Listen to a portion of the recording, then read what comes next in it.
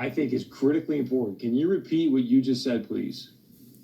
Well, last Friday, I received a 7-page document that sort of told me that if I had an 86-year-old patient that had pneumonia but was never tested for COVID-19, but sometime after she came down with pneumonia, we learned that she had been exposed to her son who had no symptoms, but later on was identified with COVID-19, that it would be appropriate to diagnose on the death certificate COVID-19.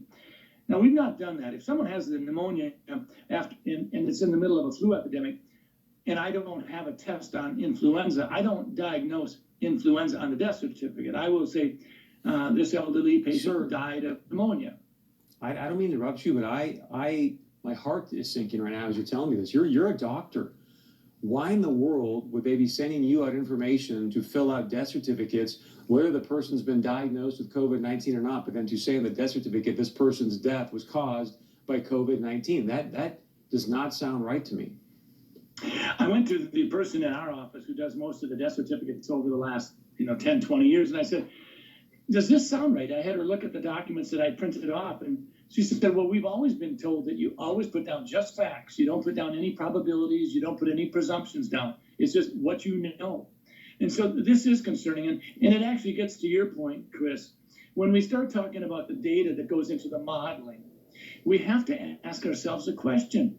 Are we being forthright? Are we sharing with the public? Minnesota, North Dakota, we don't need to be having it sugar-coated. We want to know what's going into your modeling. So with that being said, why would they want to skew the number of deaths due to COVID-19? Well, fear is a great way to control people, and I worry about that.